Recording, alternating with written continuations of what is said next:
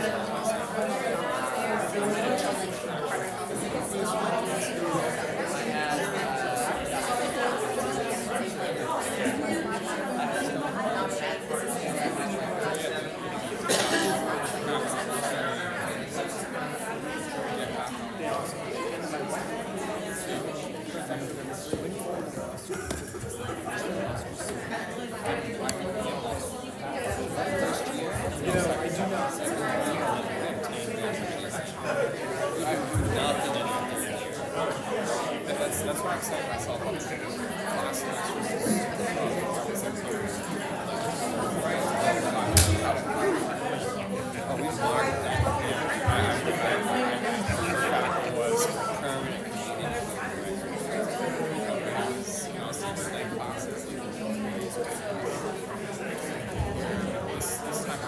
Good evening, everyone. Good evening. Hi, 6:30. I'm sorry for the 6:30. Very late tonight. 6:39. I'm calling the meeting to order. I'm Amy Howe. I'm acting chair for the next 15 minutes. Since we did not come to a conclusion at the last board meeting, we're going to take another vote for our new chair, and Rod Townsend will do the proceeding for us again, like last time. Rod? Hello. The mic is working. Yes, everyone, we did not have a majority in the last vote, so it's a runoff election. There are 2 candidates. There are no further nominations. Whoever raises their hand first will be given.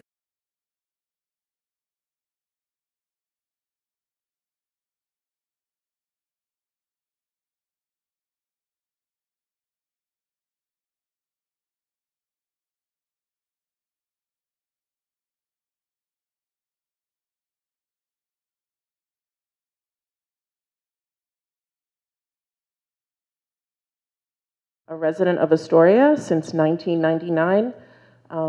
I have cared deeply about this community over the years and have been very engaged not only on the community board but also through various efforts here in CB1.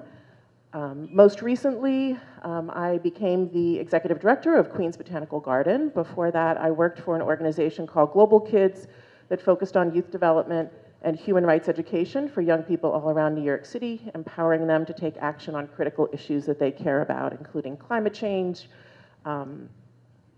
food justice, housing justice, and all those things. Those are issues that are all very, very meaningful to me.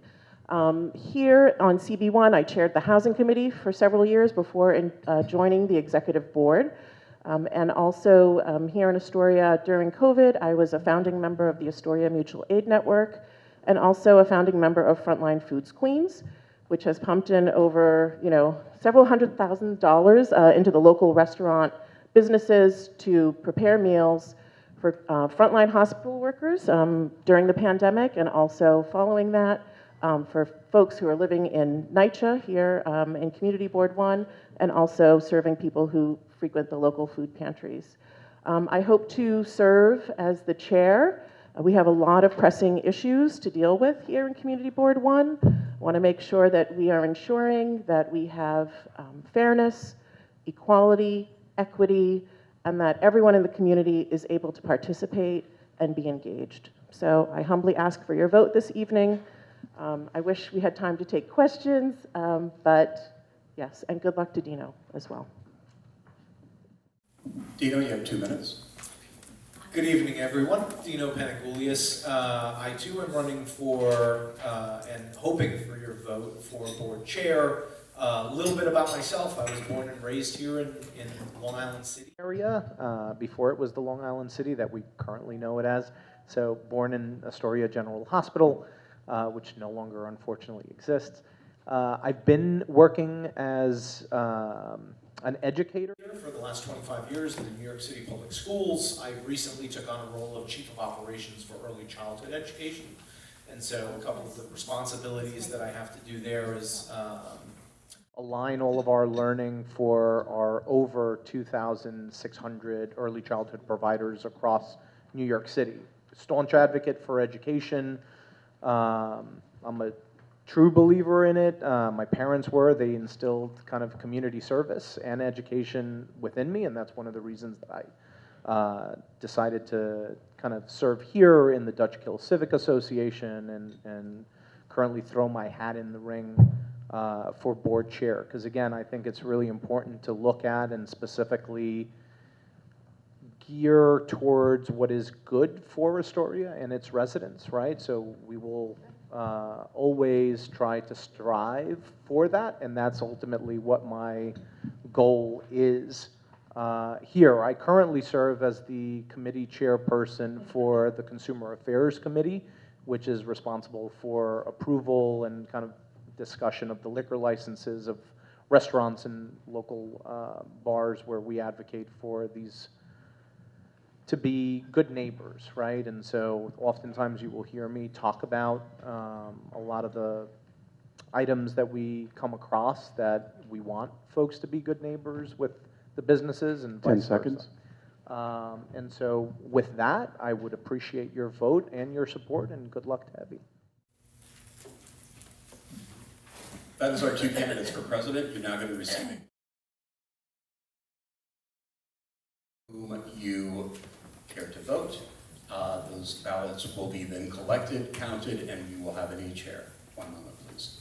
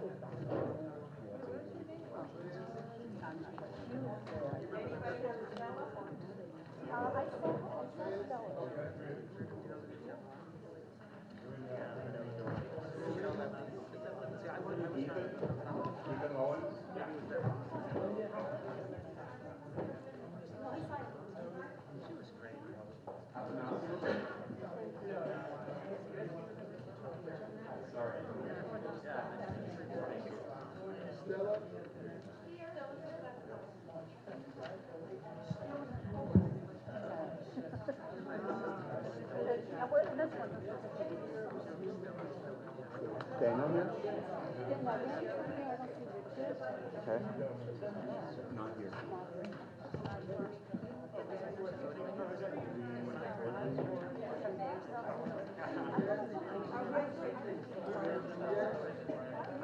Right.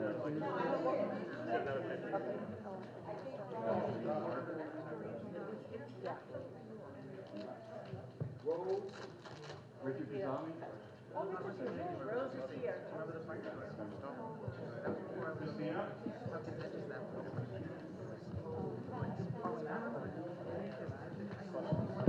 Diana Lamont?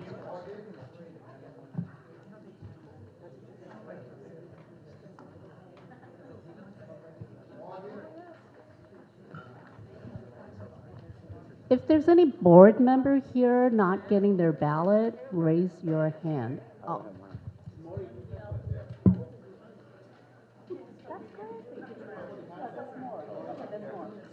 I believe none of these people are here. If you want to do a final call.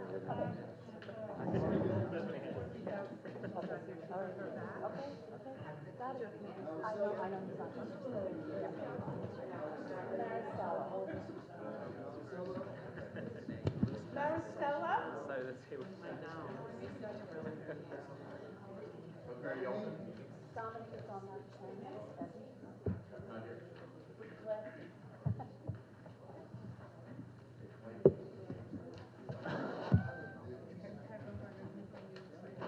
Margot?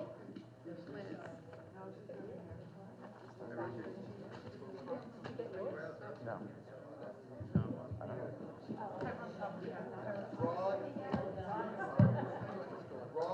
Yeah, there we go.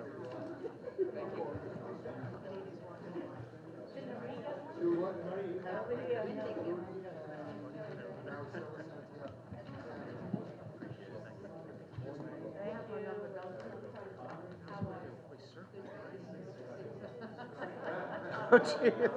Anybody not have a ballot, please raise your hand.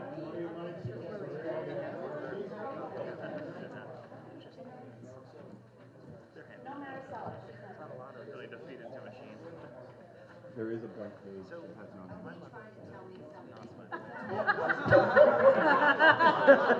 There's one that says me.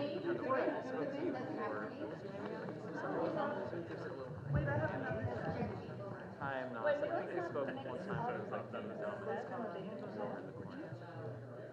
was something. I can't remember at this point. Can we give one to Marie? One to... Please remember to sign your ballot. There is a reason for that.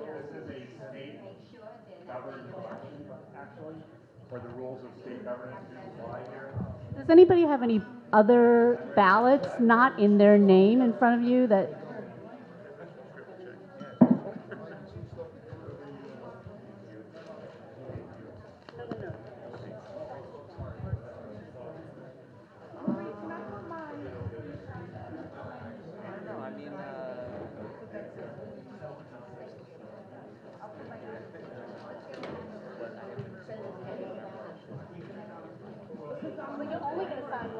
People, everybody should just sign one ballot, please.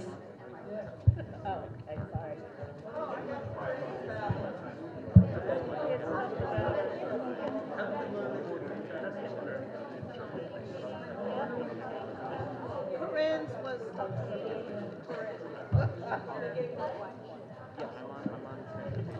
Hello. This is a Corinne ballot that they refused to have. No, I couldn't make it.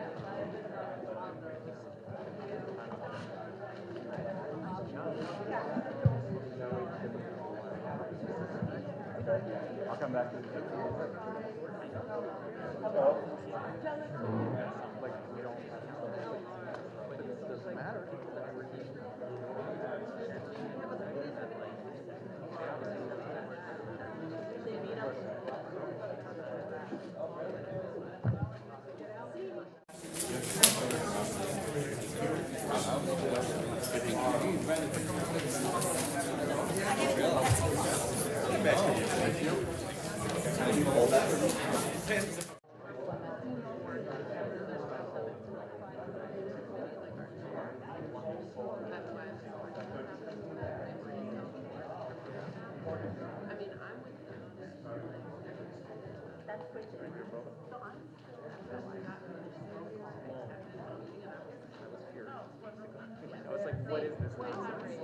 Does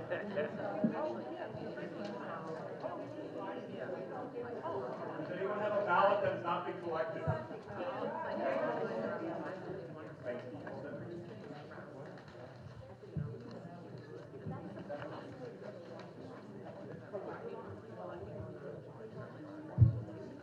Last call for ballots. I regret. Okay. That was. I remember. It was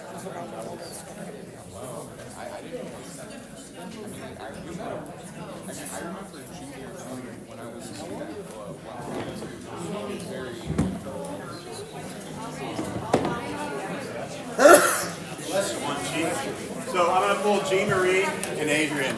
Help me count votes.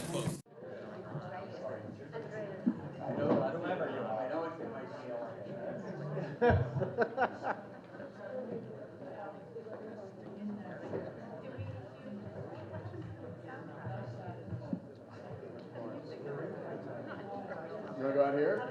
There's a table out here.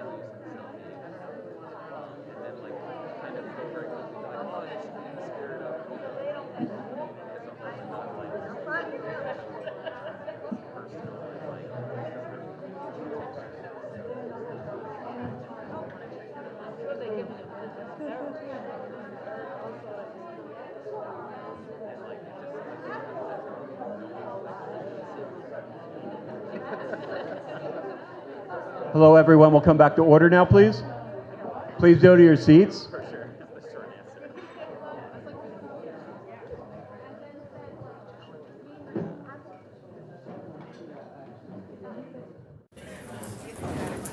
I thank both candidates for their patience during this process and for their deep dedication to our board.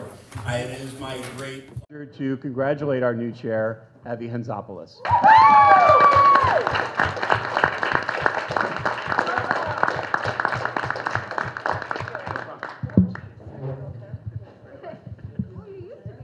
My 15 minutes. Handled them beautifully.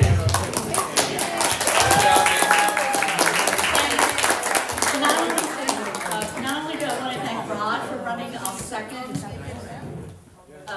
vote this month, all your helpers, and thank you for the board for being so patient with us this evening. And now we're going to turn it over to our new chair. Sorry.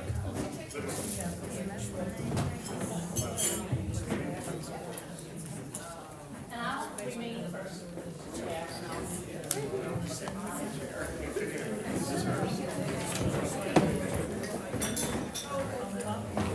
Okay, so now I know why Amy wanted to do this first thing, because she just wanted to hand it over to whoever.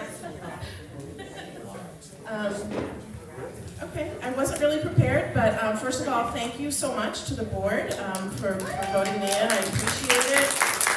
I want to thank Dino for running and for the service that he gives to the board and will continue to give to the board. I want to thank Amy for being the interim chair, and of course thank Marie for being such an outstanding chair for so many years.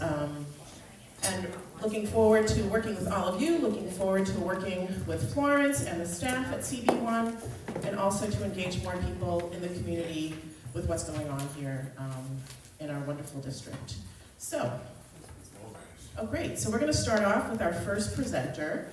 We have Gavin and Stephanie, who are going to present about 32-1 Newtown Avenue. It's a BSA application 540-86.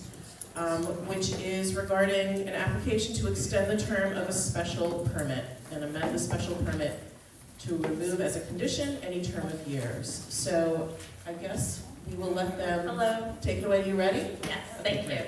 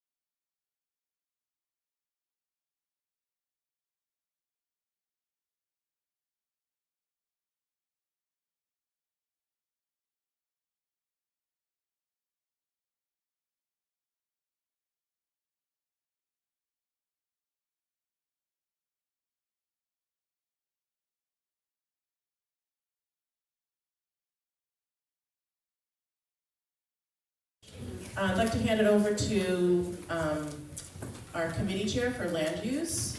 That would be either Liz or Jerry, and the board can also ask questions as well, but first going to hand it over to them.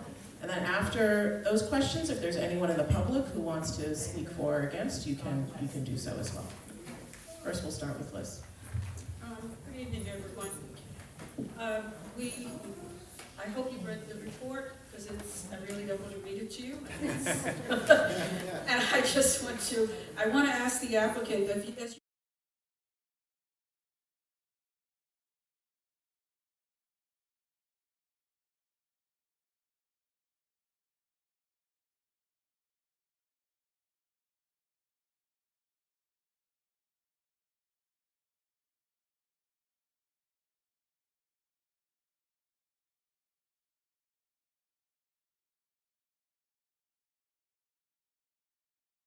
DOT put in a new loading zone right around the area of where our parking lot egress, entrance and exit are.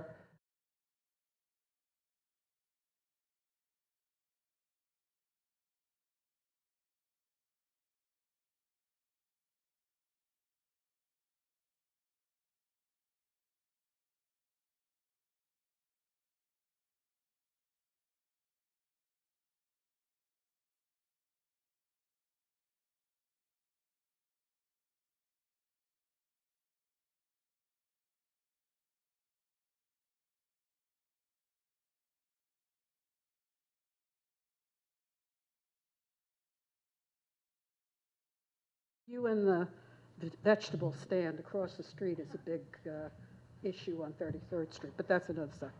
I agree.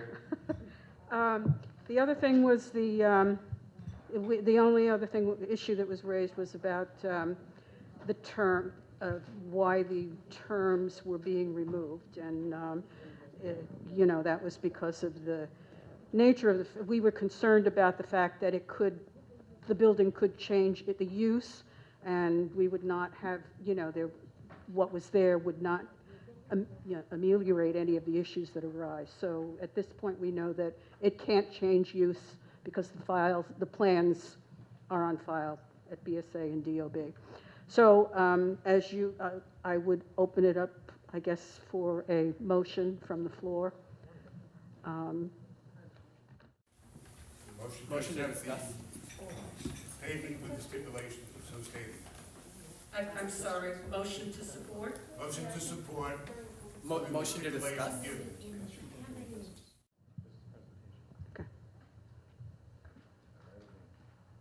That should be done during Business portion of Oh, okay.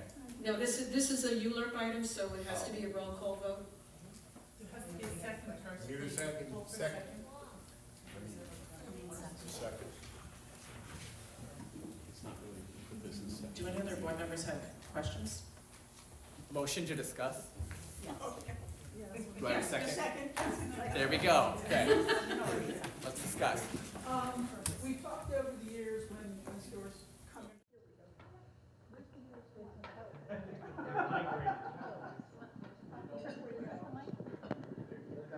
It's okay.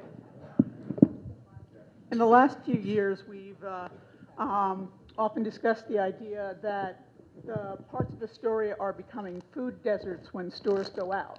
So if this store weren't there, how far away is the nearest larger market that people have to go to? So I think one of the things you're actually talking about is a grocery store, bars on 31st Street and Dip Mars, the Key Food there that closed down, unfortunately and sadly. This location has competition.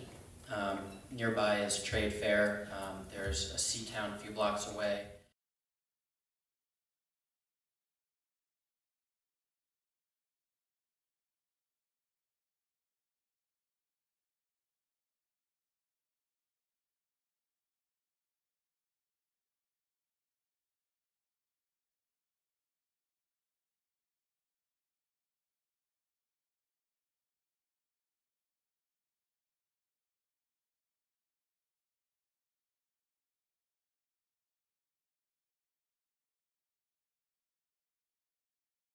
On the site. It's on the site. So where is it on the site there? Here we go. You can see these loading berths for 2 trucks.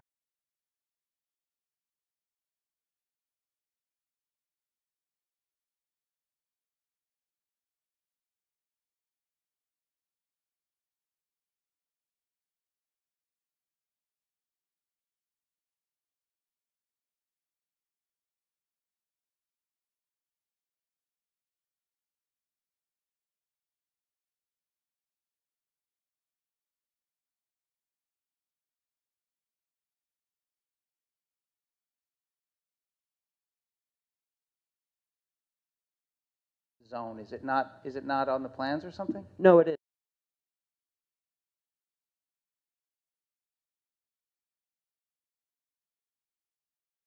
Commercial and residential? Correct. So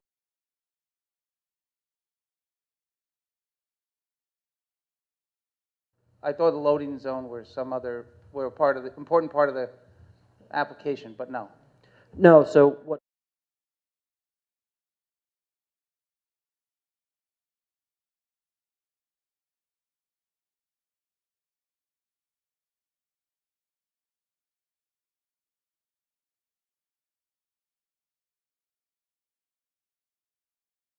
Is that legal now? Did Yes. DOT grant that? Yes. So does that mean you don't pull into your loading zone anymore? No, we do. So you do both? We in order to get into our loading zone, we need to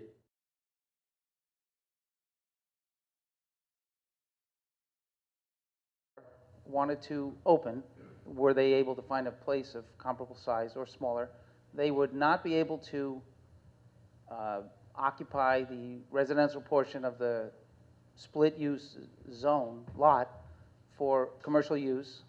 They would be limited to only keeping the commercial use in the commercial portion of the overlay, correct? assuming they didn't seek a special permit. Yes. Hoping to get it renewed, this, non-as of right building, because you've been here so far, so, been here previously, and then you're also asking for for never to be questioned again. So I'm kind of, to be honest, I find that a tough grant to vote for, because I don't know if uses may change to something less desirable. We don't know what all the people in the back, what their interests are and so forth. So I guess.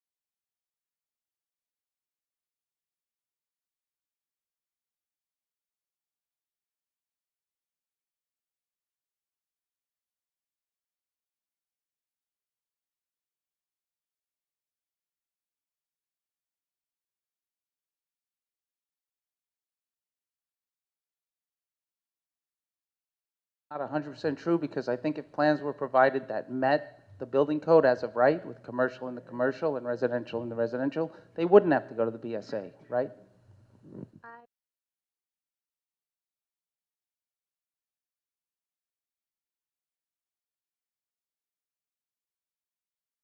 Where he said any other change in use would have to get a BSA, and I think that's not fully accurate. Correct. So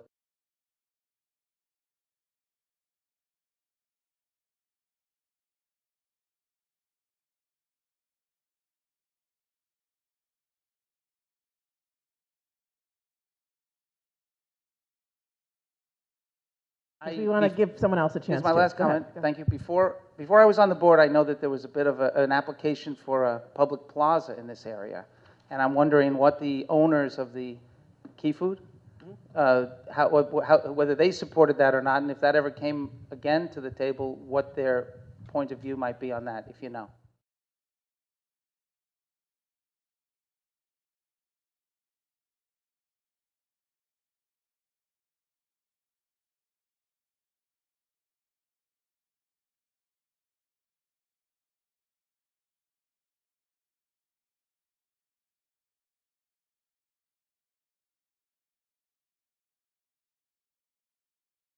Frank?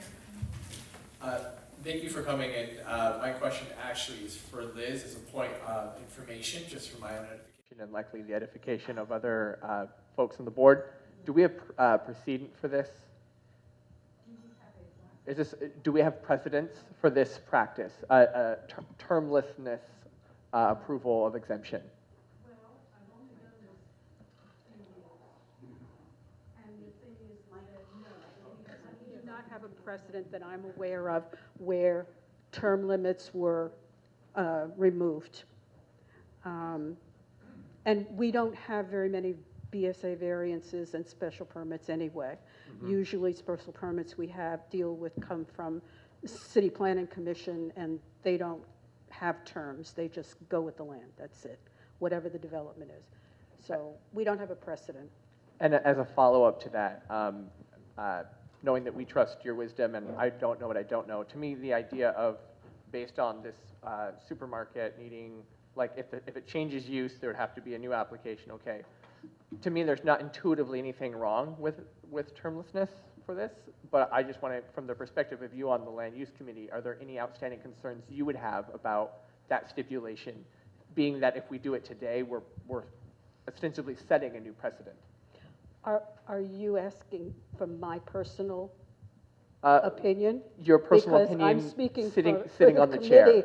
Yes, as a committee member who is the chair of that committee or co-chair, I would appreciate your perspective. My experience has not been that projects that have BSA variances really vary from what they get. And it seems to me that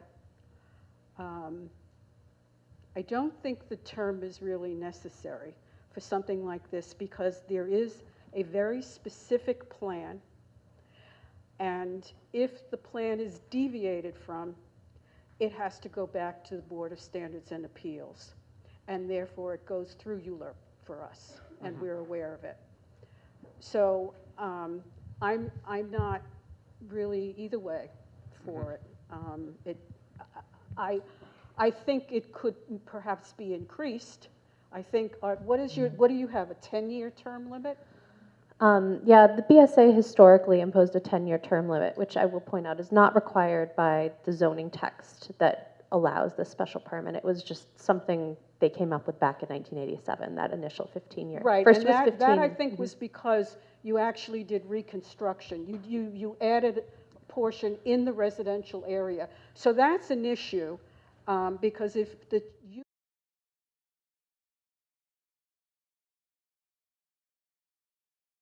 have a portion that is not permitted as of right in the residential zone, so one could make an argument that perhaps we want to keep an eye on it. Maybe not every 5 years, maybe 10 years is okay. You know, it's something that the board has to consider. It's not something that we considered in committee to make a recommendation on. But that's been my experience. May I say something?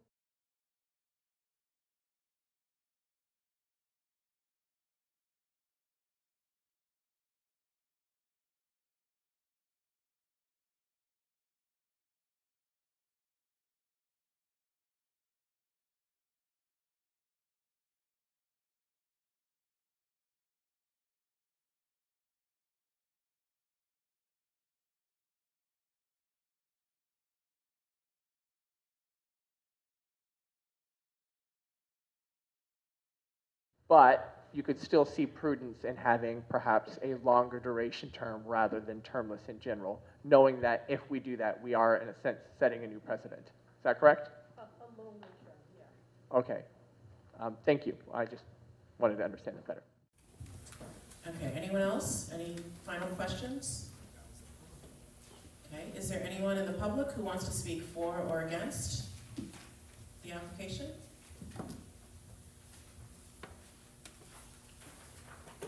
No? Okay, seeing none, thank you, Florence. Seeing none, we are going to Do a roll call at the business. Okay, we're gonna close this portion of the hearing and we will vote during the business section of the meeting, during roll call. Okay, great. So we are in the business section right now. So what we're going to do is adopt, hopefully, the January 2024 minutes. Everyone should have received those minutes by email. Hopefully people have reviewed them. Does anyone have any changes? Anything that they would like to see modified? Anything that they look good to you? Any questions on the minutes? Motion to approve. Thank you. All right, we made a motion to approve, and Tom seconded. Okay. All right, you just do a roll call, just raising hands. Right? We're good? We don't have to raise hands? Okay, cool. Thank you. I'm learning here. All right, chair's report. I don't have a report because I'm brand new, but Tom is going to report on behalf of the executive committee and the OCM, Office of Cannabis Management, the applications that we. Oh, because Amy told me to do it during the chair's report. All right. Okay. All right, we're going to go to. Okay. Got it. Got it. Right. No, I know. Okay. I got it. So we're going to go to the district manager's report. Take it away, Florence. Congratulations, Debbie. Congratulations, Dino. Welcome in both. I hope that you have a good 2 years and that you enjoy the role. It's one of the best things you can do in your life. Hello and good evening. Our community has lost a son of Astoria, Paul Vallone, at a young age, suddenly due to a heart attack. He was an advocate of Queens and most recently served in the Veterans Administration as a deputy commissioner. He had recently provided a report to the Borough Cabinet of Queens sharing a wealth of information. He will be missed. May he rest in peace. For the last 5 years, our office has worked with multiple businesses and operated in Steinway Industrial Business Zone. Our office has been a squeaky wheel. Thanks to former Commissioner Sewell, who helped create the multi-agency task force to address the needs of the recreational vehicles and dwellers, Commissioner Caban, a recent service assisted in relieving our district of inundation of 25 RVs. All the RVs were offered New York City services. A total of 20 RVs were removed and 5 summonses were issued with the breakdown as follows. NYPD traffic removed 4 illegally parked vehicles, 4 mobile RVs, and 1 illegally parked passenger vehicle. Competition Auto Works removed 4 illegally parked vehicles, 2 mobile RVs, and 2 passenger vehicles. DSNY removed 5 illegally parked mobile RVs and 1 dumpster, 4 mobile RVs, 1 derelict vehicle, 1 waste dumpster. 12 mobile RVs did voluntarily vacate the area. 114th precinct issued 5 summonses to illegally parked vehicles, 3 for street storage and 2 for detached trailers. Our office received a telephone call from the Deputy Commissioner of the Community Affairs Unit of NYPD, of the Mayor's Office, I apologize, complimenting the teamwork of our office with the local agencies and businesses. The business owners have seen a marked improvement in their business operations now that this section of the IBC is operating as before the pandemic. We received the report on January 28, 2024. Businesses are very grateful to the community board. Our office attended the Borough President's review of fiscal year 25 budget and reiterated the top 4 items on capital expense list. As mentioned to the Borough President regarding sincere desire to see the DSNY Q1 garage build out was mentioned as it is already funded. The application process for board membership has closed and we will receive our list of renewed and new members late March into early April. Thank you all for your service to our community. Have a wonderful month. Thank you, Florence. Does anyone have any questions for Florence on her report? No? Okay, all right, we're going to move ahead to committee reports. I guess we're going to start with the executive committee report. Tom has a few things to bring to everyone's attention. Okay, 2 matters. Right in front of your desk, there should be a Queens Borough Board expense and capital priorities. I attended that meeting on behalf of the executive board. I just printed out a 4-page summary of the contents. If anybody wants a copy of the 126 pages, you can make arrangements, but this 4-page summary is just information of what are the priorities for the Queens Borough President.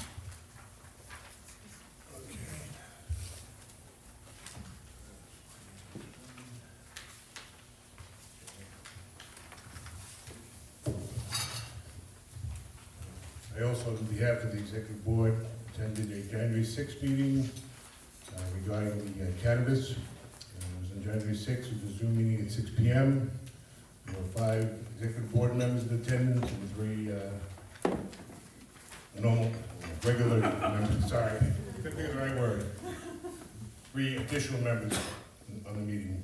I'm going to talk about this in group because it's really one location with 4 applicants all talking about the same location. So I'm going to pull it as one discussion. The location is 4925 20th Street. It's a mixed-use warehouse, approximately 10 to 20,000 square feet. Of the 4 applicants, 3 will be growers only, growing 50 to 100 plants, and 1 of them will be a reseller. Only 1 of the 4 can be reseller as per the OCM regulations. We interviewed each applicant using each individual application as a reference. There were 4 applications. Questions were asked of each applicant on a number of items. A few things were noted during the meeting. 1, that it's one location, 4925 20th Avenue, but it's near St. Francis Church in New York City Park, and across the street is a large residential area south of 20th Avenue to the Grand Central Parkway.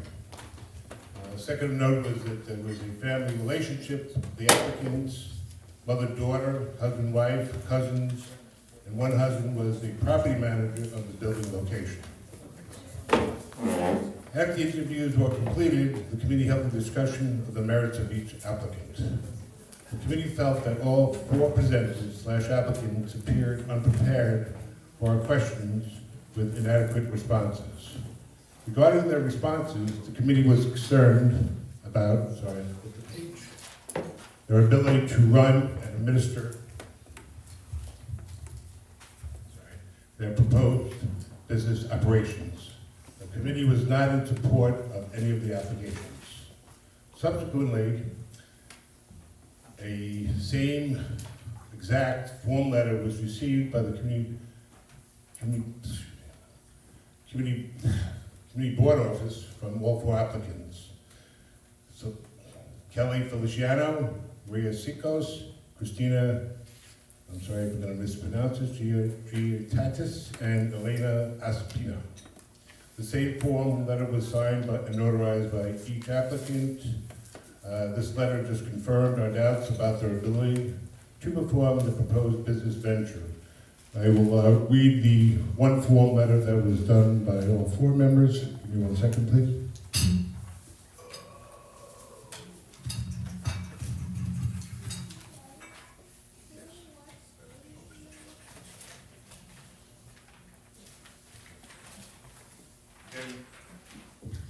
Again, it's 4 of the exact same letters. Dear Community Board 1 Queens, cannabis application, Story of Queens. When I received my cannabis license, OMC, I named the establishment, no, I'm sorry, I mean the wrong thing. Prepare. No, that was the application. My apologies. Letters dated February 7, 2004. Read Community Board 1 interview. Company with 4 different companies. Address, same address. To whom it may concern, thank you for meeting with me regarding my proposed micro business. At the time of our meeting, I anticipated a question-answer style interview rather than a narration of my proposed business plan from beginning to end. As a result of this, I was taken back and feel this interview did not showcase my authentic frame of mind. After our meeting, I drafted this letter to inform you that I would move forward with security. I will have the security company evaluate and select the most appropriate security measures for the proposed location. Should it be deemed necessary, I will have armed security guards on the property. If unnecessary, I will shy away from using armed security guards. The business will be monitored 24 hours a day, 7 days a week with surveillance cameras. Every single guideline put forth by the Office of Cannabis Management will be followed, and I will take every training course required by New York State law. This is the new business venture for me, and I look forward to I look forward to doing everything to develop the necessary skills to gain expertise. I greatly appreciate this opportunity to expand my horizons and look forward to becoming an expert in the field. Please excuse my current lack of knowledge. This is brand new to me. I sincerely look forward to doing an outstanding job for the community. I intend to be a good neighbor and we'll work together with the community board. Thank you for this opportunity again, and please bear with me while I learn the industry. This same letter was signed by all 4 applicants. It's a form letter dated February 7th, received by the office the 7th, and notarized, I noticed here, by a notary that's qualified only in Brock's County, so I question that. So in summary, the committee feels that the application should not be approved.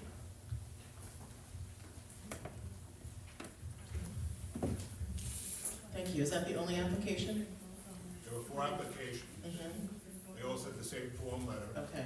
And it's the same location. So really we're treating it as one. There's 1 location, 4 applicants, and 4 form letters. Okay, so the committee was concerned about Yes. that. Okay, got it.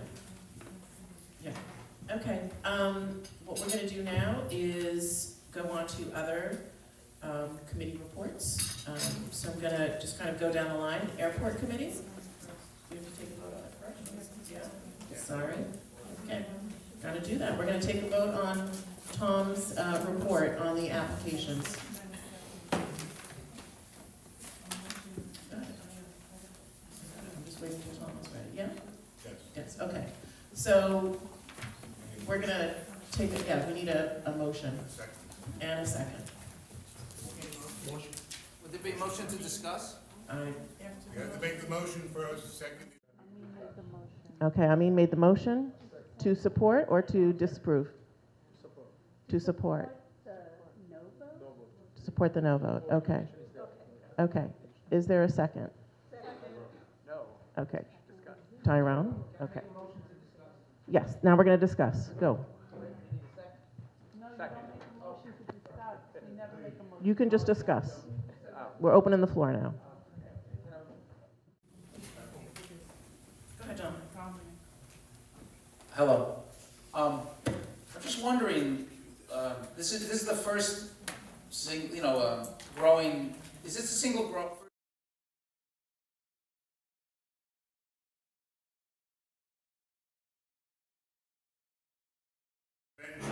Proposals for the micro business, so allowing under Office of Cannabis Management, this 1 location to have 3 growers and 1 person who do the reselling. Understood. So why do we find that we want to?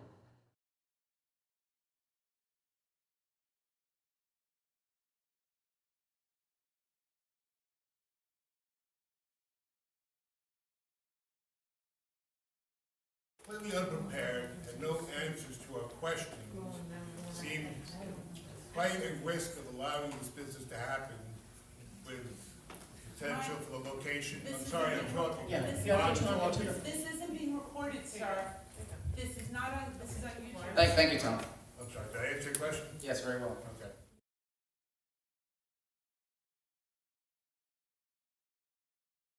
Once again, it's a new part of the Office of Cannabis Management Division. It's called a micro business.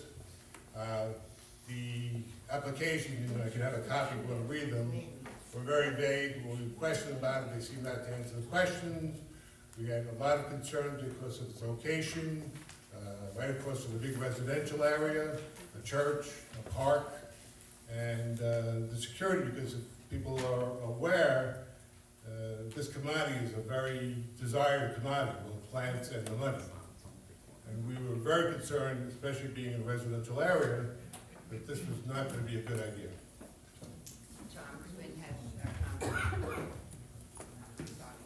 Yeah, I just wanted to clarify, I don't think the committee actually took a vote because it was a virtual meeting, but they... No, I didn't say we voted. No, we did not take a vote, Right. because it was an application, there was no vote. Go ahead, Corinne. There was no vote needed. And so, also, say that again. But also because it was an application only, there was limited information that they were required to have. So it wasn't really a consensus based on lack of information to my understanding. Just help me out, because I'm new at this too. Somebody. I was not at the meeting, so maybe. I was at the meeting.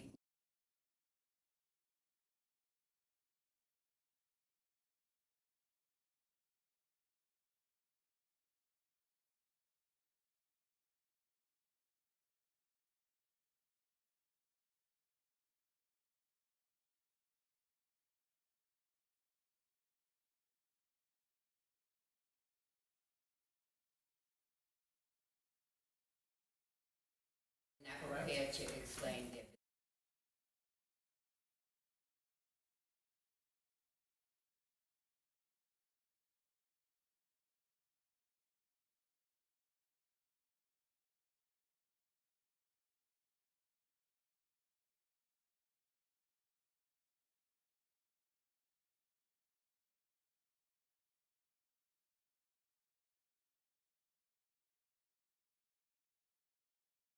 Doreen, and then Kathleen.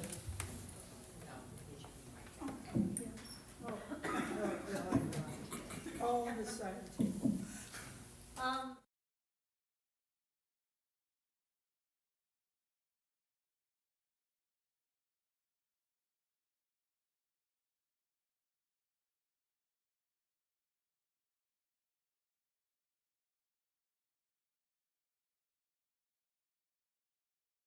Everything.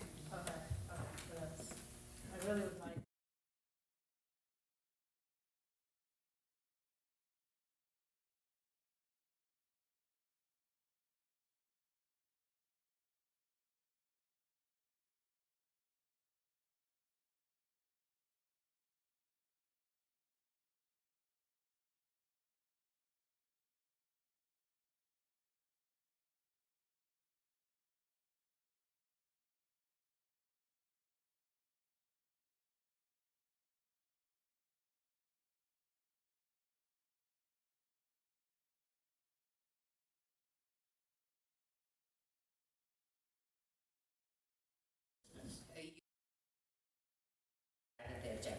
Okay. Hugh, did you have a question? Comment? Yes.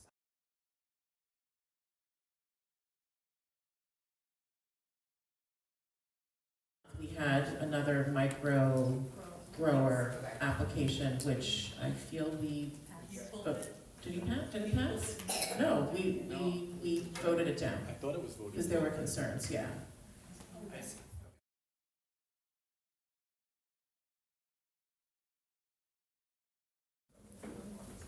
This is the second. Liz? Yes, I watched the meeting.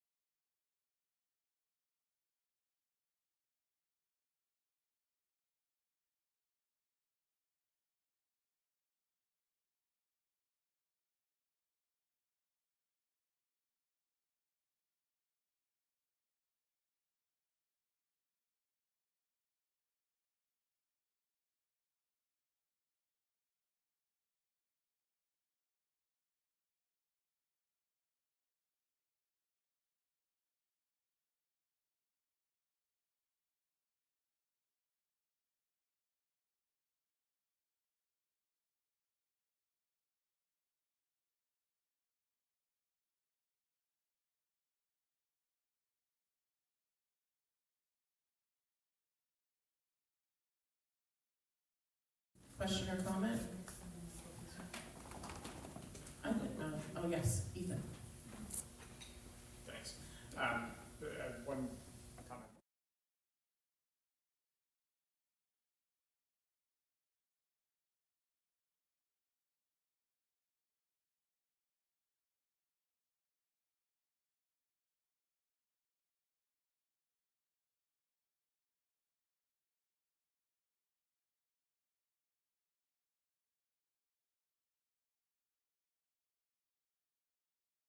evolving as well with OCM. I think we had a presentation many, many months ago, but it was very preliminary and very sketchy. Yeah. I mean, just like not a lot of details. So I think that would be good, because like what happens after we reject it is our rejection binding? Can they reapply? we're just advisory for pretty much everything anyway. That's just all these things.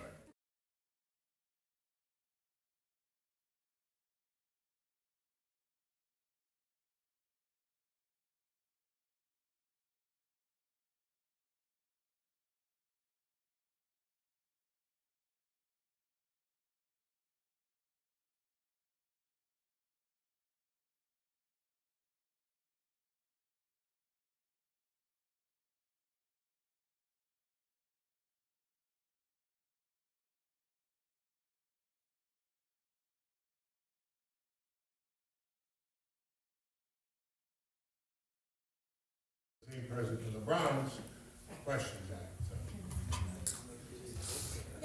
Florence wants to just make a clarifying point. So the micro business is a brand new business.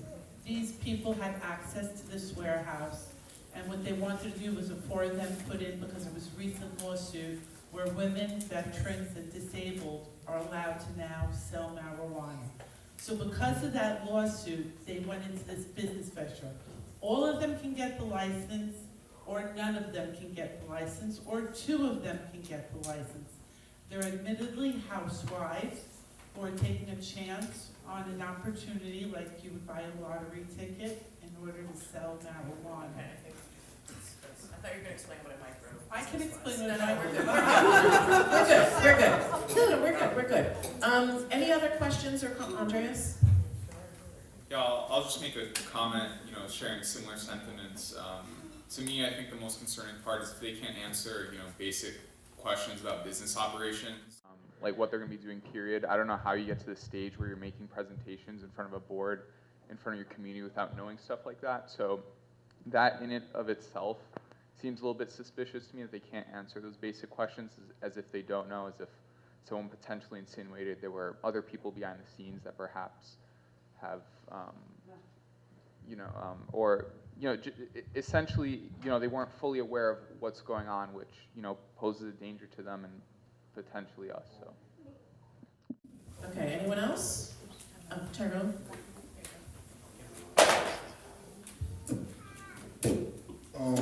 Honestly, it's kind of simple, right?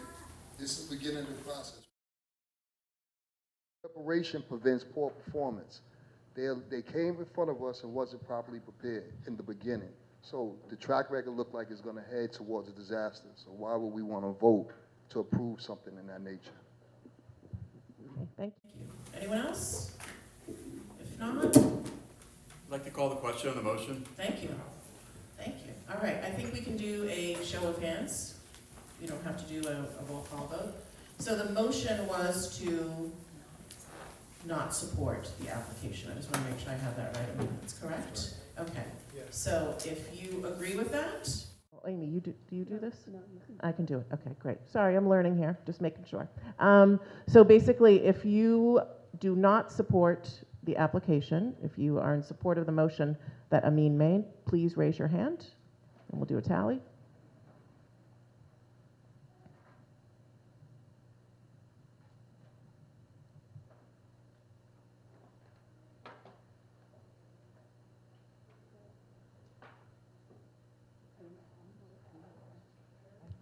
Florence is counting. You want to count again, real quick? We're good? 31? Okay. Anyone who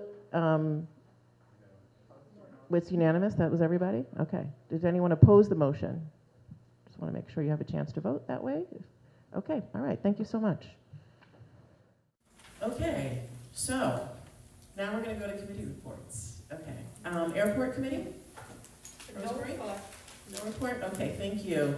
Okay, we don't have a chair for business economic development anymore, so we'll go to the next committee, that is Consumer Affairs. Hi, everyone. There are, I believe, 20 businesses that are in front of us. There is one business that looks to have 3 lines, so we count that as 1. So I would like to make a motion to approve all 20 that are before you on that spreadsheet that Florence put together. I second. Okay, so Tony seconded. Okay, any questions, comments, concerns? Tom? Did the NYPD review this list and have any comments on it? Yep. All 20? Yes. Okay. Anyone else have a question, comment, concern? Anyone in the public?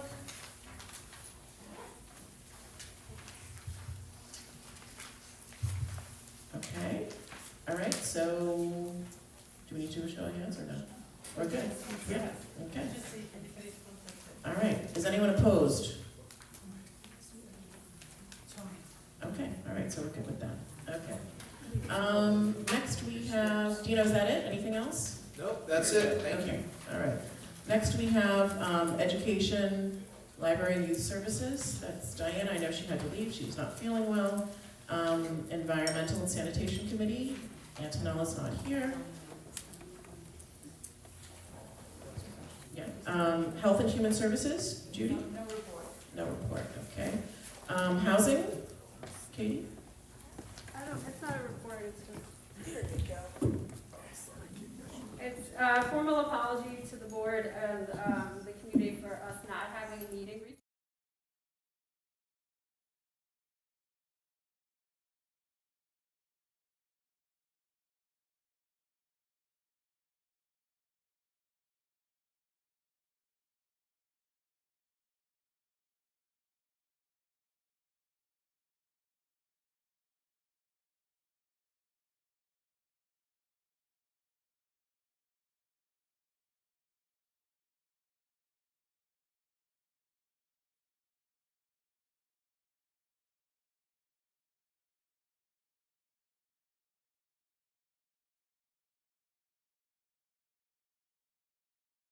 Thanks, Katie.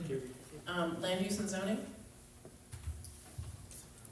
First, I want to apologize for jumping into the motion. I got completely confused about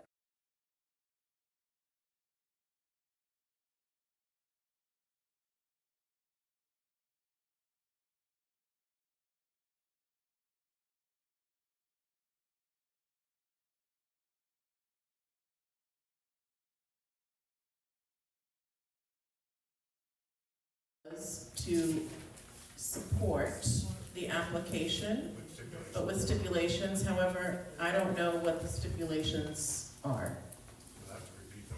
Yeah, just so it's clear, were there any? we didn't make any That's right, stipulations. right.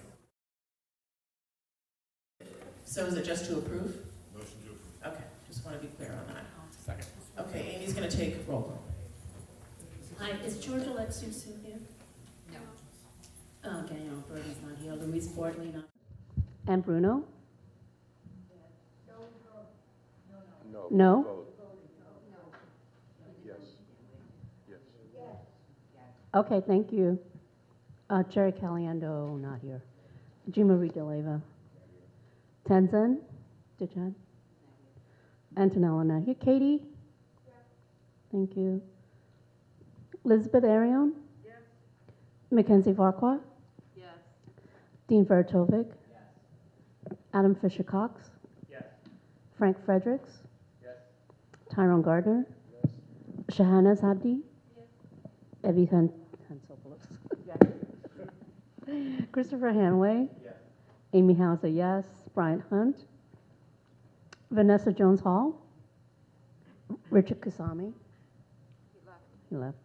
Christina Lastras? Ethan Lowens? Yes. Hugh Ma? Nas? Yes. Brian Martinez? Amin Mehdi? Yes. Tony Maloney? Yes. Andreas? Yes. Doreen? Mohammed? Stella Nicolau? Yes. Dino Panagoulias? Yes. Juliet Payaba? Rosemary Poveromo? Margot's not here, right? Thomas Ryan? Maricela Santos? Dominic Stiller? Yes. Rod Townsend, Yes. Judy Trilivas, Kathleen Warnock, Corinne Wood Haynes, Thomas Wright. Okay. Rosemary Yelton's not here, right? Marie Torniali. Thank you.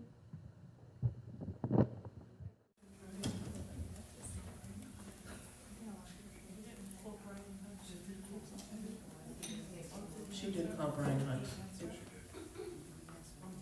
I think he left, right? Is Brian Hunt here? He was, he left. And who was here after Judy? She's got it, she's got it.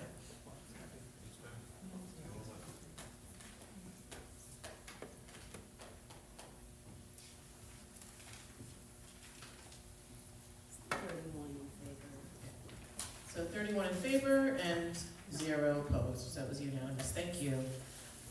Anything else, Liz, that you wanted to bring up?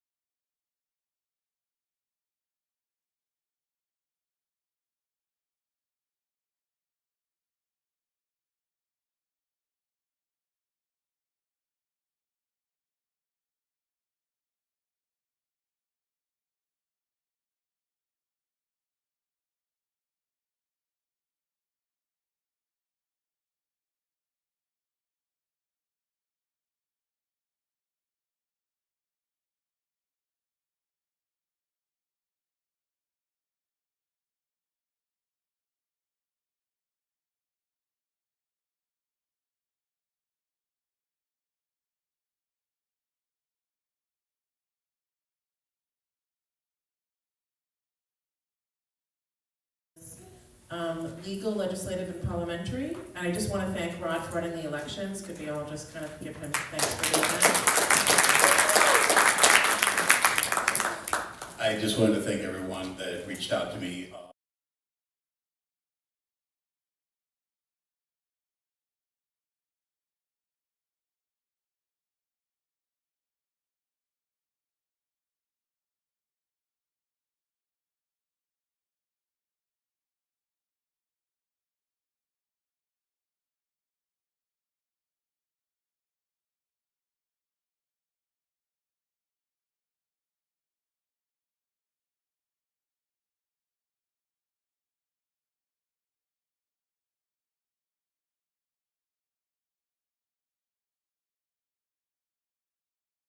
Parks, Recreation, Cultural, Kathleen? No report this one. Okay, thank you. Public Safety, Ann? Actually, I have a report. Okay, Tony's going to give the report? Yeah. First of all, congratulations to the board and TV on your new tenure. The police department, especially the 114th, as we all know, Astoria probably has the most demonstrations outside of Manhattan. And people don't realize how many times the community affairs officers have to have an open line of communication. I've been at those meetings, and I have to tell you, because the only time that there's been some disruption or an arrest was just this last time on Steinway. Prior to that, all the way from the World Cup to Israel-Hamas demonstrations and everything, there has been no incident. And kudos to the 114 Community Affairs for that, because it isn't easy to, be there with thousands of people. So that ends my report, Madam Chair. Thank you, and kudos to the protesters for protesting peacefully. Exactly. Tom had a question. Yes, Tom. The other day on Citizens App, I saw that the police had to use a noise cannon or something. You know anything about that? No, I wouldn't know anything about their particular use. Certain items, but I'm only going by my own personal, I've been to those demonstrations, and I have to say that a lot of times, because the proponents of the demonstration and the sponsors and the police department have gotten along so well that we don't see any issues. whereas a lot of times in Manhattan, that hasn't been the case. But I don't know about any sound cannon, sorry, Tom. Doreen? Do you have a question? No, I just wanted to add, thanks for reporting on that, but I just want to note that there was really a lot of police brutality waged against the protesters who were fighting against genocide. That actually occurred right by the apartment building that I'm living in. So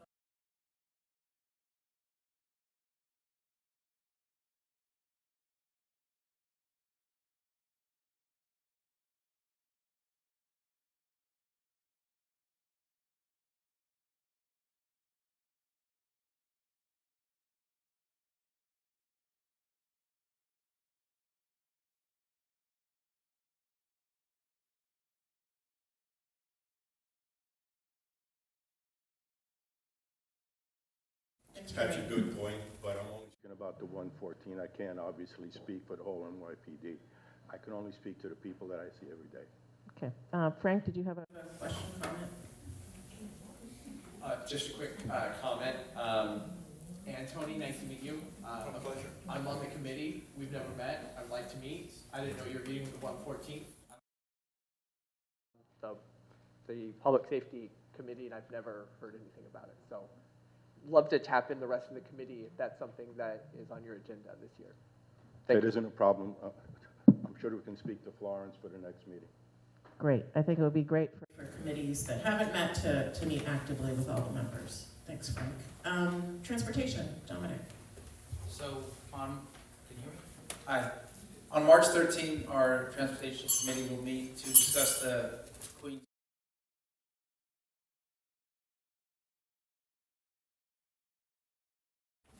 Okay, thank you. I think that's it for committee reports. Any old or new business anyone wants to bring up? Motion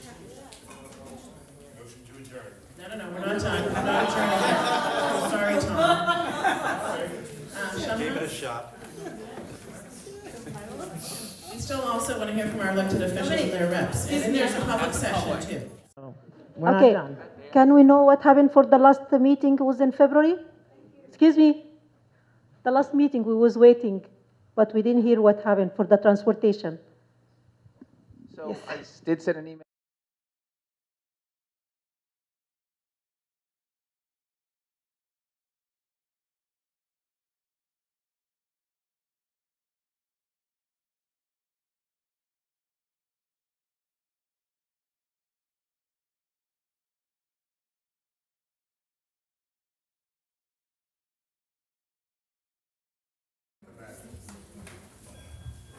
We had a Zoom meeting, we had waited for you, and we were going to start the meeting without you, and the district manager decided to cancel the meeting.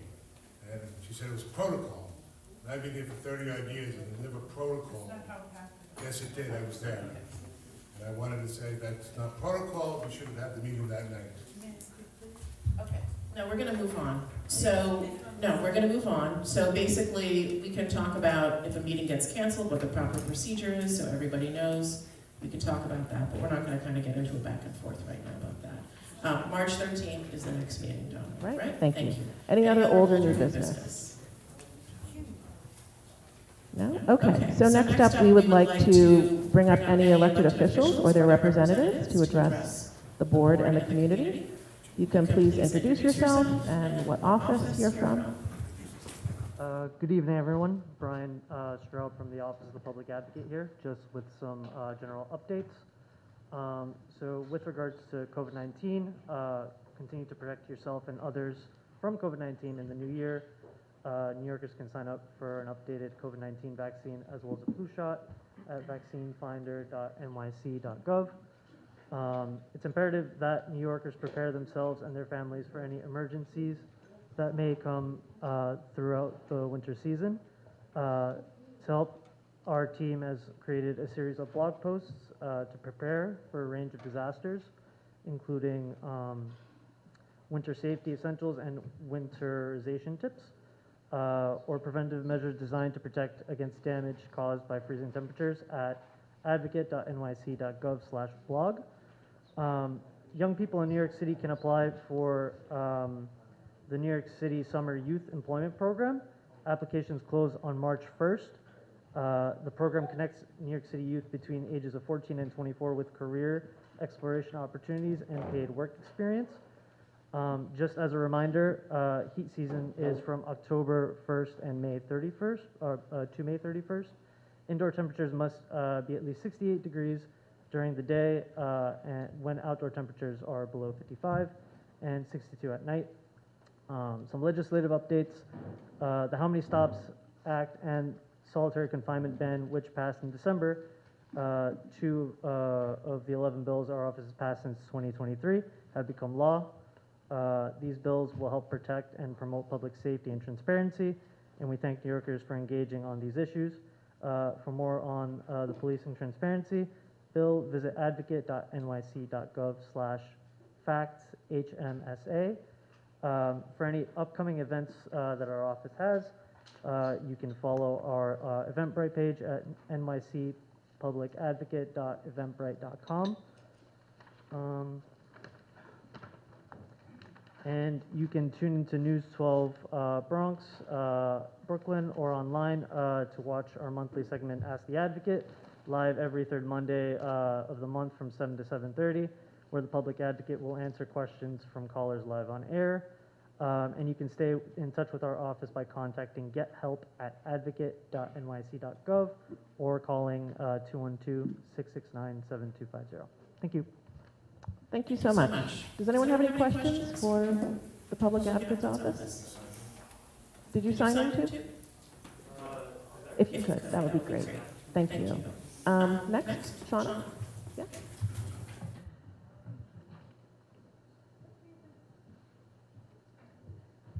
Hi everyone, my name is Shauna Morlock. I am the Director of Community Affairs for State Senator Gonzalez. Thank you so much for having us. The Senator was here earlier. She was really hoping to get to speak to you all, but a conflicting event drug her away, as often happens with electeds, so you'll have to deal with me. So we wanted to give an update on what's going on in Albany right now. We've introduced a lot of legislation this year. Senator Gonzalez is the chair of the Technology and Internet and Technology Committee. She's introduced a lot of bills that I'm not going to bore you to tears with. A lot of it is over my head, but they all are centering around New York State leading the way with data security, not only for us as individuals, but for the state as an entity as well. She's introduced a slate of bills tackling issues around things like automated systems that have inherent biases.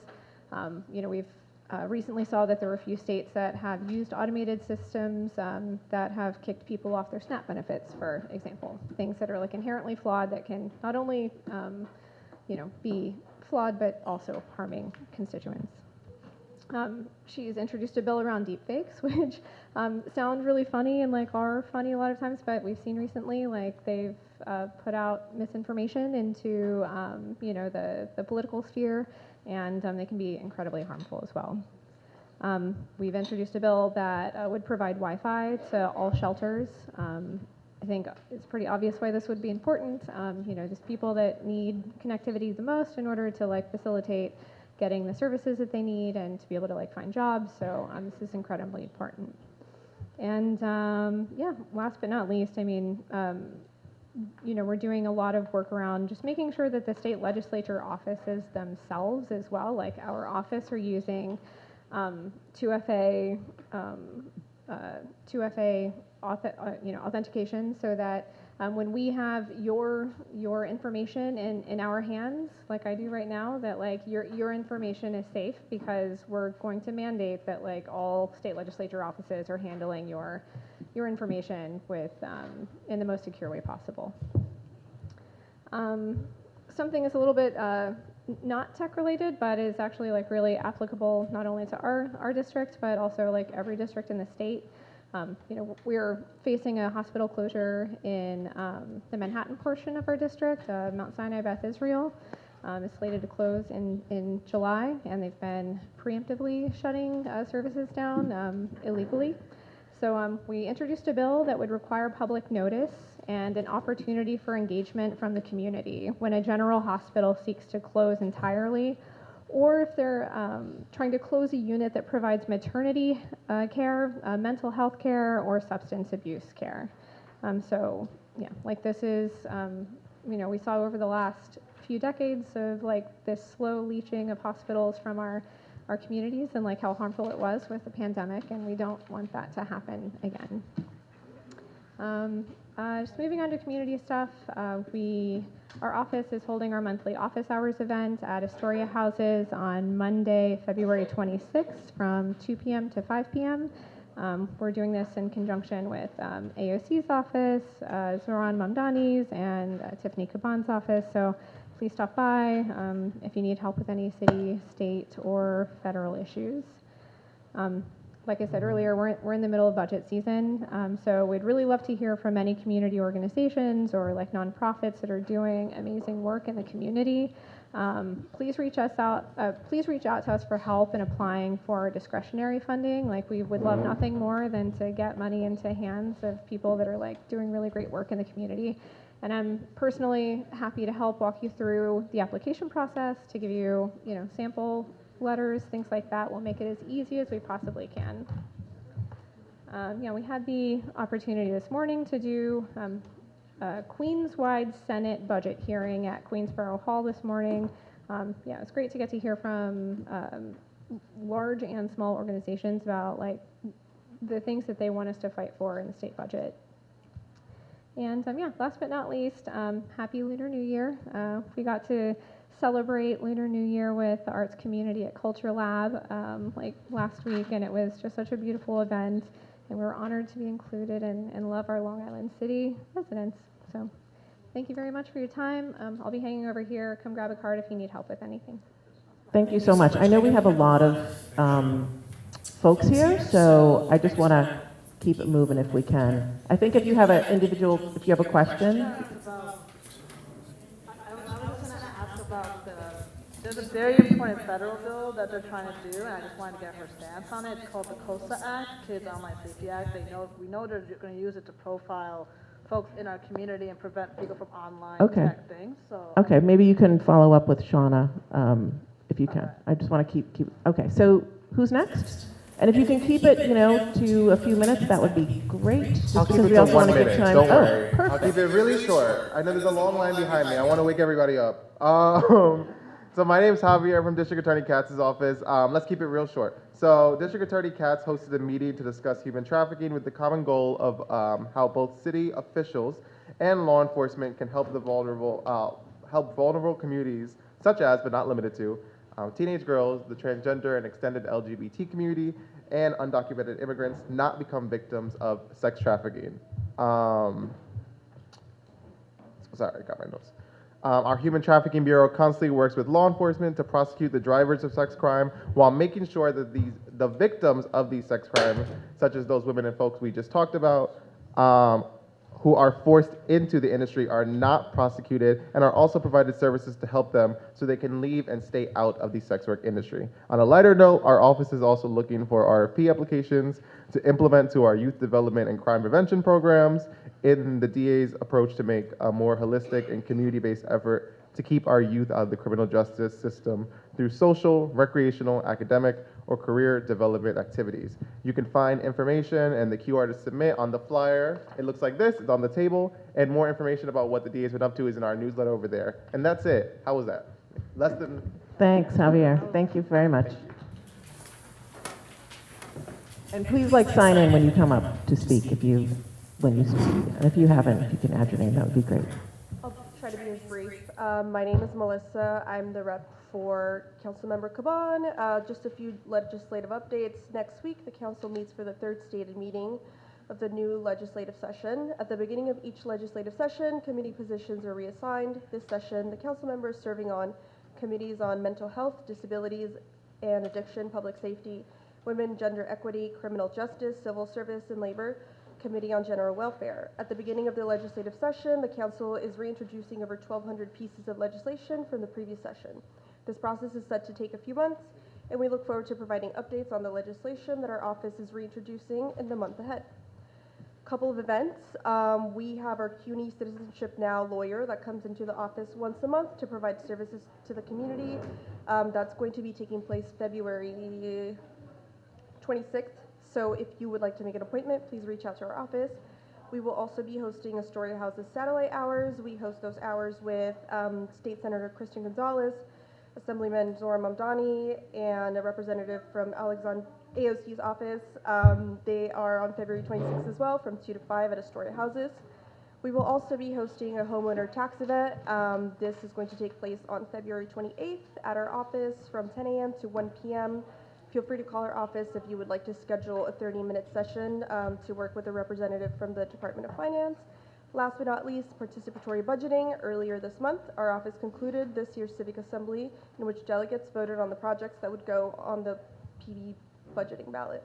Community members of District 22 will be able to vote on the community projects they want to see instituted within their communities from April 6th to 14th. Please reach out to our office for more information. Thank you. Thank you so much. Hi everybody, I'll make it quick, don't worry. My name is Claire Collins. I'm a community board liaison at the office of Queensborough President Donovan Richards. So the community board applications are closed on Friday, but if any of the new applicants are seeing this, I need to interview you by March 2nd, so let's schedule that. We have one event coming up, which is this Friday, February 23rd from 6 to 8 p.m. We're going to have a celebration of Dominican Independence Day at Queensborough Hall. Come through. And I'm going to leave a stack of my business cards at the table in case anyone has any questions, community board-wise. Yeah, thank you. Thank you so much. Make sure you sign in, please. Good evening. My name is Angela. I'm with the office of Congresswoman Alexandria Ocasio-Cortez. Last week, the Congresswoman celebrated the 5th anniversary of the introduction of the Green New Deal. Since 2019, the Green New Deal movement has secured $369 billion to fight climate change through the Inflation Reduction Act, won an American Climate Corps, and achieved victories at every level of government.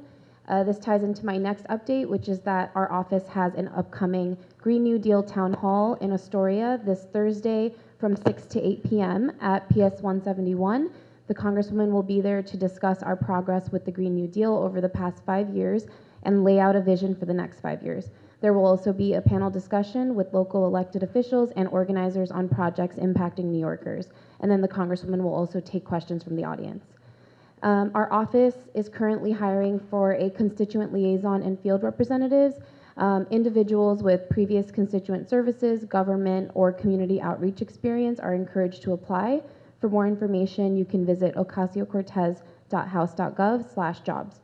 And as a reminder, our office is always here to help with any pending issues before a federal agency. You can give us a call at 718-662-5970, or you can email me directly. We're also available at the Astoria office, which we share with Councilmember Caban, every Thursday from 10 a.m. to 6 p.m. And then our Hunts Point office is our flagship office, and it's open from Mondays through Thursdays from 9 a.m. to 5 p.m. Thank you. Thank you so much. Hello, everybody. Good evening. My name is Kazi, and I am the community liaison at Assemblymember Stephen Raga's office. I have the following updates to share with you all.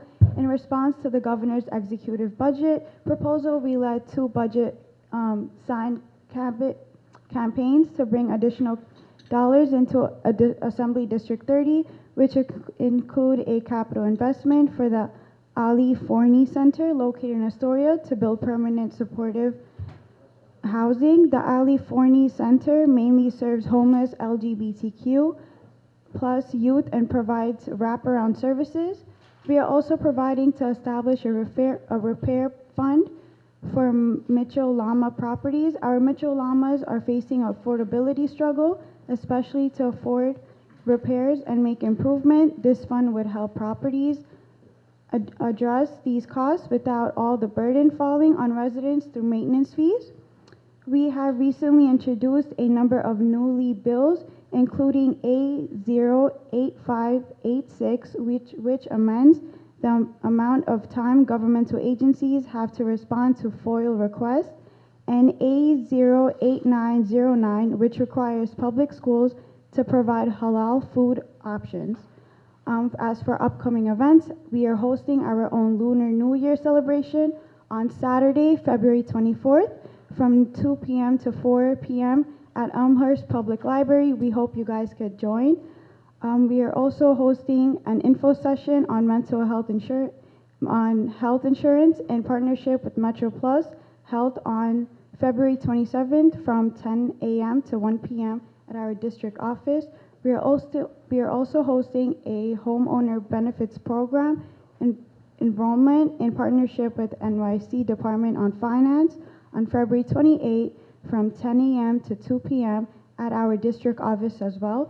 If you would like to sign up for any of these and would like to join, please give us a call at 718-651-3185. And also, we will be having upcoming office mobile hours, which will be held on February 27th at our Elmhurst Public Library from 2 p.m. to 4 p.m., as well as our Maspeth Public Library from 2 p.m. to 4 p.m. Thank you so much, and I hope you guys have a great evening. Happy February. Thank you. Alrighty, good evening, everyone. I am going to try to keep it swift because I know I am the last one, so I don't want to keep everyone here too late. But I do have a few updates for you guys. To start off with some federal business. First off, my name is Tiffany Echeverria. I am the community liaison for Congresswoman Nydia Velasquez. Nice to see you all again. Sorry I didn't introduce myself. I wanted to jump into it. So let's talk about some federal business updates. The first one, student debt relief. Starting this month, if you know someone that took less than $12,000 in federal loans, and have been in replacement for about 10 years, all of your debt will be canceled. However, monthly payments will be reduced for any other constituents otherwise. To receive this relief, you must be enrolled into the SAFE plan. SAFE stands for Saving on a Valuable Education Plan. The SAFE plan also ensures that once monthly interest fees does not pile up, as well as your spouse's income cannot be used to drive up your payment amount. If you want to learn more information, go on studentaid.gov. Another quick update is the Queens infrastructure. So the Biden-Harris administration announced $420 million for New York drinking and clean water infrastructure upgrades. This new upgrade will be taking place in Hunter Point South, where the city is currently seeking recommendations for the public space. More information on this is nyc.gov. Some updates for the Congresswoman. We have 3 little events happening. The first one is a small business workshop this Thursday at 11 a.m. on Zoom. The Congresswoman will be holding a virtual workshop this Thursday to connect small firms with CDFIs that could help to start or grow your business. The small business workshop will start at 10:30 a.m., and will end at 11:30 a.m. I did put a flyer at the table if you guys want to check it out for more information. Next quick little update is a coat drive. She will be having a coat and food drive Friday at 10 a.m. at the Evangel Church. Lastly, she's going to have an event with the Arab American Family Support Center to provide the organization with a grant to help expand immigrant mental health with multilingual resources. That was it. I hope you guys have a beautiful February and enjoy the rest of your evening. Thank you so much. Okay, this is the opportunity for the public to speak, our public session. If you are a member of the public and you want to talk, you have 2 minutes. And Tyrone, who's our Sergeant at Arms, will be giving you your times up, so we want to stick to that. And it's great to see people here who want to talk about what's going on. So say your name, make sure you sign in, introduce yourself, and 2 minutes. Good evening, everybody. My name is Chris Batres. I'm a union organizer. I was raised in Astoria. I still live over here. And my question is in regards to the renovation to the prison 114. I didn't hear anything about it because I would like to, participate in that thing. And since we got like over 500 members in the area, if somebody can, guide me, where can we get involved in that, please? Yeah, they're going to come back at a later date. I'm not sure why they didn't come today, but maybe. Okay. So they're going to reschedule. So sorry about that if you came for that, but. No, it's fine. Yeah. It's fine. I always, join the meetings. I really appreciate what you guys are doing over here. I'm part of the community, and what I try to do over here is just try to get, right wages, living wages for everybody who lives still over here in Astoria, and, people like me and you that we can afford to live in the neighborhood. Yep. All right. Thank you very much, guys. Thank you so much. Did you sign in? I did. Okay, great. All right, next. Hi everyone, my name is Tanya Martinez. I'm with the Department of Small Business Services. I just wanted to share some general resources that we have with the community. We have essentially two arms of resources that we provide. One arm is our business services. I left some flyers for both in English, Spanish, Arabic, and in Mandarin. So if you all want to take some, share with people that you know. Generally, what we can help businesses really do is open their business, really develop a plan. We have business courses. We also provide access to capital, and we also help people get opportunities to expand and grow their business. So if this is something that you know someone may be interested in, or you yourself are interested in, we have resources over there. In terms of our other arm, we also have Workforce One, which really helps people get connected to job opportunities. We also have resources that helps them get ready for those jobs. So this includes resume prep, this includes career advisement.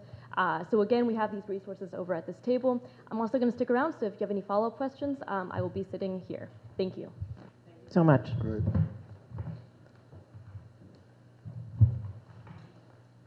Hi, my name is David Kupferberg. I'm the Vice President of Bus Advocacy for Passengers United, a New York State nonprofit transit advocacy group with 501c3 status pending. I encourage you all to show up for this virtual meeting on March 13th for the Transportation Committee, as at the MTA will speak. They have been very receptive, whether you're in favor of it, whether you don't like it, if you or if you have reservations. I encourage you all to attend this Zoom meeting. Thank you. Thanks so much. Oh, did you sign in? Yeah. Yes. Okay, great. I am Neil Hurden. I am the co-chair of Friends of Whitey Ford Field. Congratulations to the member of the board. Congratulations, Evie. We're having a spring event. We're going to be cleaning Whitey Ford Field on March the 9th. I encourage all of you to come down. I know Evie's been down there already. We have had a very productive year. The field opened in June of 2023. In August, the park commissioner came down and I gave her a tour of the field. The parks department has been really helpful. Everything I've asked for that to be repaired has been repaired. If none of you have been there down before, we're one of the oldest, and I would say arguably one of the most beautiful green spaces in Astoria. Thank you very much. Thanks, Neil. Hello, so I'm Angel, I'm with the Long Island City Partnership. I just wanted to make a small but sort of big announcement that came in earlier this month, that the Long Island City received the most recent round of the DRI, the Downtown Revitalization Initiative, which brings $10 million to Long Island City, which is very exciting. We're still receiving a lot of information, but just some information for you guys. So this is a state-run program. 10 communities throughout New York State received this money. A local planning committee will be formed in the next couple of weeks. We will serve on the committee because we put in the application, but who is on the committee is chosen by the state and the borough president's office. The local planning committee meetings will be public, so anyone can join them and make comments. They will send out a call for projects eventually, so people can submit those. Something to know about that is that they are reimbursable and it's matching funds, and they're pretty big projects that they look for. Our application and all of this information is available at the DRI website online, so you can check those out. Thank you. Thank you. Hi, my name is Robin Peterson. I'm not part of any committee. I'm just a member of this community. It's my first time visiting here, and congratulations to you, and this has been fascinating. I was inspired to come because I have a concern about a business in my neighborhood, which is mostly residential, but also does have businesses there. And it draws kind of a rowdy crowd, and I don't know what I can do. So I just thought I would come to the community board If there's an email, I could explain in detail and not take up any more airtime. Just curious on what I do. You can absolutely send an email to the board, QN010, I should say, QN01 at cb.nyc.gov. And I believe that was on the minutes, right? It is, and if you just go to Google Community Board 1 Queens on the website, you can see how to contact as well. If there are complaints, I know that Florence will probably tell you to call 311 to make sure that those complaints get lodged and tracked. I just didn't know how. And call the much office. You can complaining call Florence too tomorrow as well. And so, say your name again. My name is Aubin Peterson. Aubin, thank you. Thanks Thank for you coming so in. much. Dominic, did you want to ask something real quick? Are you strategically not telling us the name of your complaint? That's unusual. Well, I don't know. I don't know if anyone frequents this place. It's called Code. I live on Steinway, and there's a place called Code across the street. And every weekend, around 4 o'clock in the morning, when they leave, there's usually a group of people, always loud. Sometimes it gets pretty rowdy and violent. There's people screaming. It often blocks traffic. Police will come. Buses will honk. It's just pretty much every weekend. Steinway and where? Steinway and 20th Avenue. Everyone's going to say this, and it really does help. Call 311 as well as talk to us and everything. Okay. Yeah. The police seem to log all the Okay. complaints in a structured way. All right. I just didn't want them to be tired. Do you know, is that on your radar, that place? So it's actually not, right? We had a discussion, I think, about 2 months ago or something like that. There are no 311 complaints, right? And so that is one of the kind of tools that I utilize along with Florence as the chair of the Consumer Affairs Committee. When there are those types of complaints, it's really important, right? It does not mean that action will be taken immediately, Right. but when our committee meets and has a look at the data has to be there in Gotcha. order to say, like, hey, this is a red flag, right? When we have conversations with the 114th precinct, those are the types of conversations that we have with them. Are they a drain on the 114 or just NYPD resources at large? And so we actually did have a conversation about that place not having any of the 311 complaints. And so if there are, I would encourage, especially for yourself or anyone else that's having those types of issues, to log them into the 311 system, because that's the only insight that we have, right? Okay. We can't go off of kind of the kind of anecdotal kind of information. Okay. Yeah. All right. And Thank just you. to, sorry, just to give you one quick tip, because I live near Code also, and I know exactly what you're talking about. Okay. Contacting the state liquor authority is also a very good venue for this when it tends to be a liquor establishment. Okay. Because, NYPD is one channel, state liquor authority is another channel. They tend to hyper focus on this kind of stuff. So like, sometimes you'll see that SLA might respond before like the city has logged enough to get it on the police's radar. So Okay. that's Definitely call 311, call the board office tomorrow as well. And I'm really glad that you came and spoke up your first time at a community board meeting. I think it's great. I hope people come and, Thank you for having a place to say these things. I appreciate it. Thank you. Thank you. Hello, my name is Grayson Kabarli, and this is actually my first community board meeting as well. It's actually my work schedule finally made me able to come to these, so I'm really excited to be here.